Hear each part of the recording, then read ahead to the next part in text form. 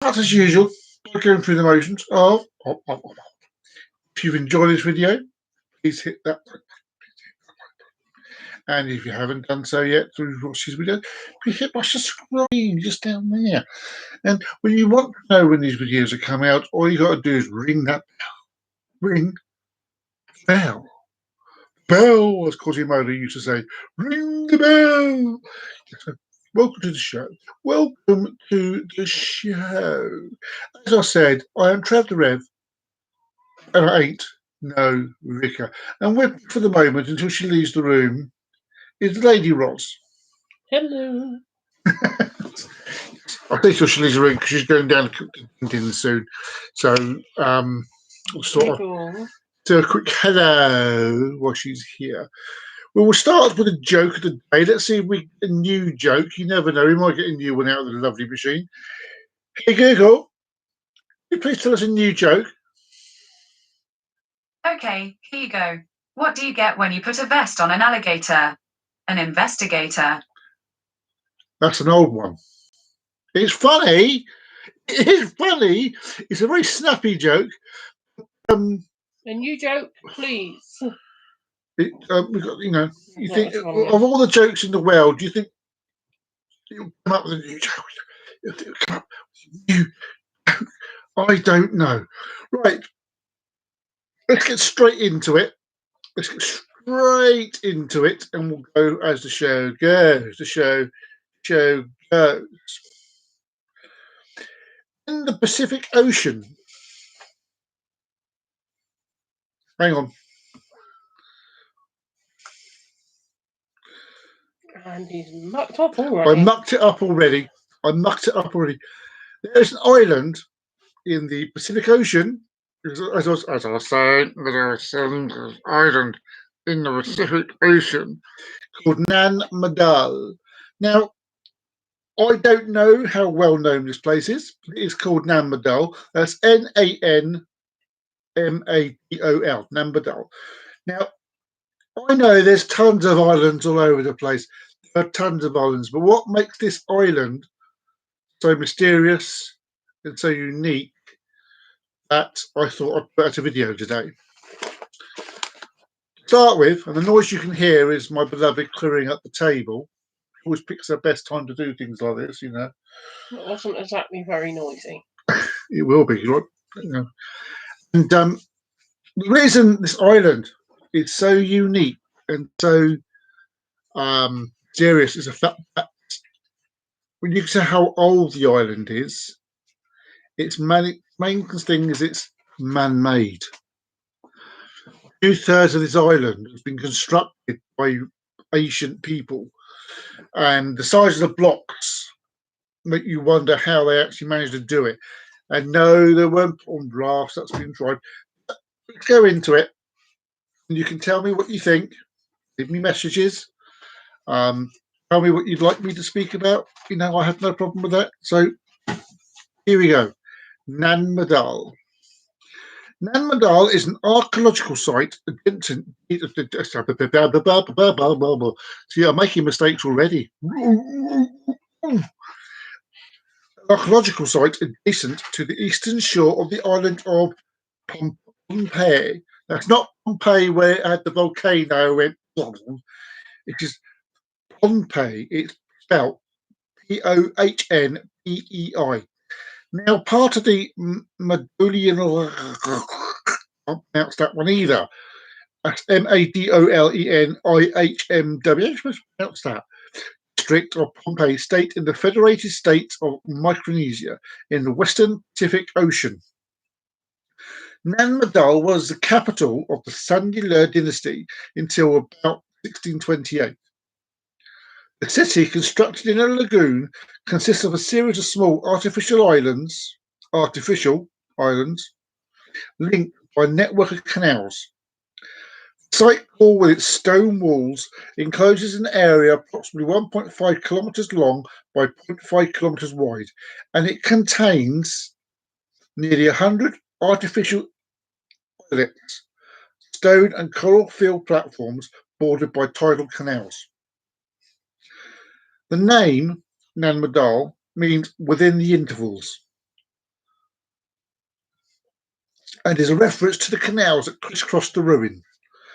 The original name was Sun Nan Ling, Reef of Heaven, according to Gene Ashby in his book Pompeii, an Island Argosy. The ruined city is one of today's great archaeological enigmas and is sometimes called Atlantis, but it's not Atlantis. The eighth wonder of the world, or the Venice of the Pacific. I don't understand when you see this. I mean, when I first saw this island, as you all know, we watch my videos. I've a Ancient Alien belief, and I love watching the TV show Ancient Aliens, and they had an episode called Mysterious Island, and this was on one of them. Very interesting. It was only you saw a little bit, about 5 minutes of it, but they put out an episode last week, and it was specifically about this island, the whole episode. So that's why I thought I'd go forward and see what you think. History of the place. Nan Madol was a ceremonial and political seat of the Sandilor dynasty, which united Pompeii's estimated 25,000 people until about 1628. As a part between the main island of Pompeii and the Temwen Island, it was a scene of human activity as early as the 1st or 2nd century AD. By the 8th or 9th century, island construction had started, with construction of the distinct megalithic architecture beginning 1180 to 1200 AD. Little can be verified about the megalithic construction. Pompeian tradition claims that the builders of the Luhul archaeological site on Kosrae, likewise composed of huge stone buildings, migrated to Pompeii, where they used their skills and experience to build the even more impressive Nan Madol complex. Radiocarbon dating indicates that Nan Madol predates Lelu. Thus, it is more likely that Nan Madol influenced Lelu. Whoever built the island went to Lelu. According to Pompeian legend, Nan Madol was constructed by twin sorcerers. Oh my God, here we go. Olisipa and Olosipa. That's Olisihpa, Olisipa, and Olosohpa, or Olosipa. From the mystic western Ketu or Nanwamzo. I always pick something with really hard things to say, really hard words to pronounce. The brothers arrived in a large canoe, seeking a place to build an altar so they could worship Nanison Safu, the god of agriculture. After several false starts, the two brothers successfully built an altar off Temwen Island, where they performed their rituals. In legend, these brothers levitated the huge stones with the aid of a flying dragon. Ooh. Ooh. When Elizabeth died of old age, Olosipa became the first Sandalur. Olosipa married a local woman and sired 12 generations, producing 16 other Sandalur rulers of the Dipwilip clan. Ooh. Families of the dynasty ruled kindly, but their successors placed ever-increasing demands on their subjects. Their reign ended with the invasion by the Isikel. No, I'm not making this word up. Isokekel, Isikel, who resided at Nan Madol, though his successors abandoned the site.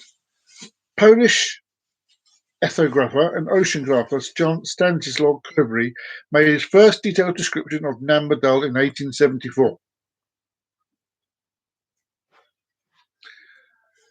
The elite centre was a special place of residence for the nobility and mortuary activities presided over by its priests. Its populations almost certainly did not exceed 1,000 and may have been less than half that. Although many of the residents were chiefs, the majority were commoners. Commoners mark. Nan Madol served in part as a way for the ruling Sandalur chiefs to organise and control potential rivals by requiring them to live in the city, rather than in their home districts, where their activities were difficult to monitor. Madal Powell, the mortuary sector, contains 58 islets in the northeastern area of Nam Madal. Most islets were once occupied by the dwelling of priests. Some islets served a special purpose: food preparation, canoe construction on Daphnu, and coconut oil preparation on Pioneering. High walls surrounding tombs were located on Pinketel, Karen, and Lemanku. I will say some of these names may be mispronounced. I apologise if they are, but I can read as I go along. Go along, people, go along.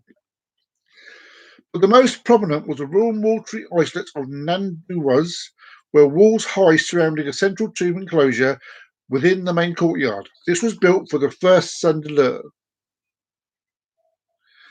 On Nam Madal, there is no fresh water or food. Water must be collected and food grown inland. When Sandalur rule, Europeans brought essential food and water by boat, but Sandalur received food at a particular islet, first Inuit and later the closer Uzumwa. Around 1628, when Isa Kekal overthrew the Sandalurs and began the Nagamwaki era, the Namawaki lived at Namadal, had to gather their own water and grow their own food. Just like the others. It is thought to have caused them eventually to abandon Namadal and move back to their own districts, although there are other explanations for the desertion of the complex, such as a sharp population decline. Today, Nam Madal forms an archaeological district covering more than 18 kilometres squared and includes the stone architecture built up on a coral reef flat along the shore of Kenwen Island. Several other artificial islets and the adjacent Pompeii main island coastline. The site core with its stone walls encloses an area approximately 1.5 kilometres long by 0.5 kilometres wide, containing near 100 artificial islets. I may have said this already, but I'll say it again. And coral-filled platforms.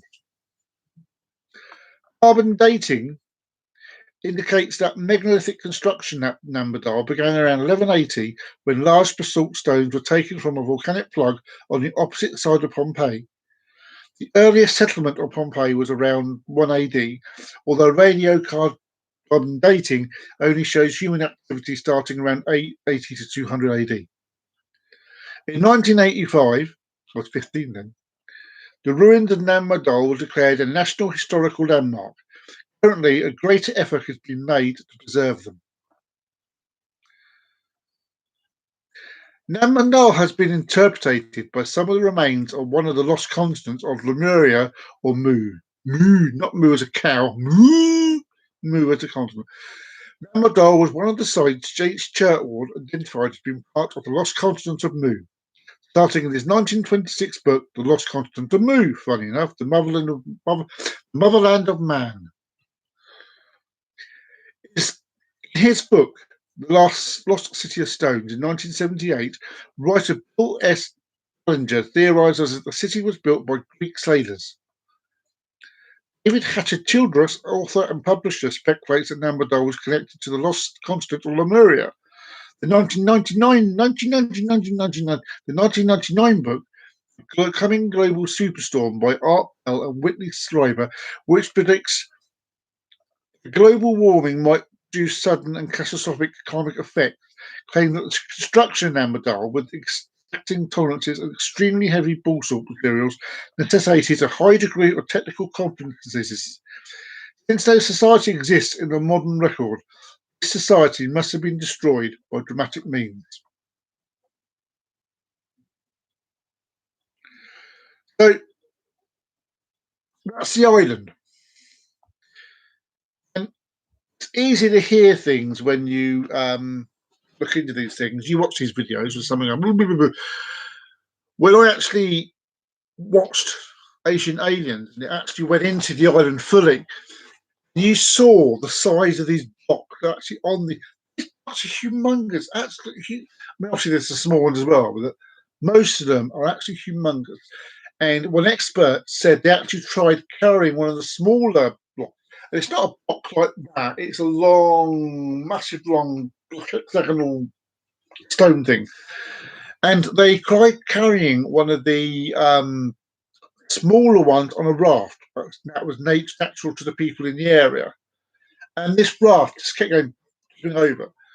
They were saying there's no way they could have moved these blocks by boat from when they were carved, where the stones come from.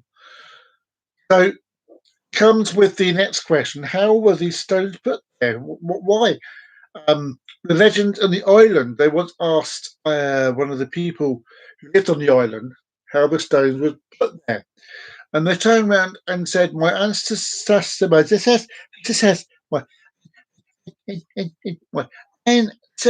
say they were levitated. In the same way, the ancestors say the pyramid stones were levitated. In the same way that Merlin apparently levitated the stones at Stonehenge. It makes you think, doesn't it? It's more than one places where people say these stones were levitated. And when it comes down to this, and you have all these things where people say they were levitated and stuff like that, it doesn't come from nothing. Even myths not come from nothing. There has to be something that starts that myth off. So I don't believe personally that these stones were put into place by a raft and then lifted into position and like that. I do believe when this place was created, it had help of some form or another. There's a lot more to this island than what we can see. The problem is, one person apparently did a expedition into the island to see what was there. The next day he died. And apparently everyone involved died as well. So it's very similar to going back to the pyramids, when Carter, I don't remember his first name, when he opened up the first coffin thing in the pyramid, and he died. Not a nice way to go either. He did quite in his sleep. I think he died from mosquito bite or something like that. The legend of this island is that if you disturb or you stay overnight, you won't, So yeah, one person died and he died very, very shortly afterwards, the following day, as I said. So, what is this place then? Why would they go to all this trouble of building an island in the ocean, the Pacific Ocean? Why? What was the purpose of it? I don't know. Could it be part? I don't think it's linked to Atlantis. Possibility it could be an offshoot of Mu or Lemuria. It's possibility. I don't know as much about Lemuria and Mu as I do Atlantis, but a possibility. Your mind needs to be open to these sort of things to come to your own conclusions of whether these places were real, whether they were. Well, it is real. I've seen it. I've seen it as in, But people to turn around and always say, "Oh, it was built. But they put it on these things on a raft, and they sailed it to the place, and then lifted it into place with ropes." There's no way these stones can be lifted with ropes. The rope would just snap. There's no way they could lift. Like I said, it's very easy for you to hear this and go, "Well, you need to look into this." I fully recommend you look into it. Go on the internet and find photos of this place. It's even with Google Earth, you can actually go up in the name of this place and it'll take you straight there and you can look at it. It's absolutely amazing. Absolutely amazing. So on that note, it's another short one today, and I apologise for that. I'll try and do a longer one next time. Please let me know if you've enjoyed this video. Please let me know. If you find faults with this video, please let me know. I have no problem with that. I can only get better with people if I find out what I'm doing wrong. So, on that note, Let's just try Google one more time. Let's see if. Hey Google, there's a joke. Okay, joke by Brandy Carlisle. Here it is on YouTube Music.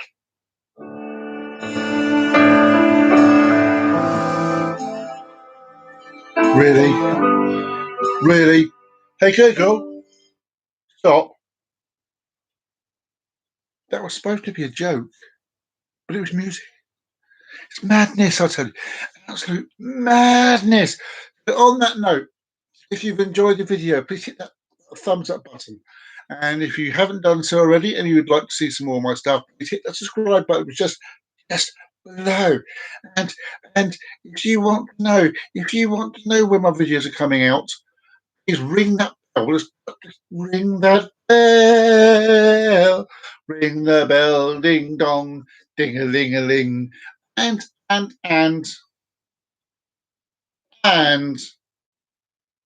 until next time, this is Trev the Rev, and I ain't no vicar. And please, if you've enjoyed this video, I have a growing library of videos on my YouTube channel. Watch them all. I'm sure you'll enjoy them. On that note, Trev the Rev, I ain't no vicar. Signing off until next time. Keep love, my friends. Bye-bye.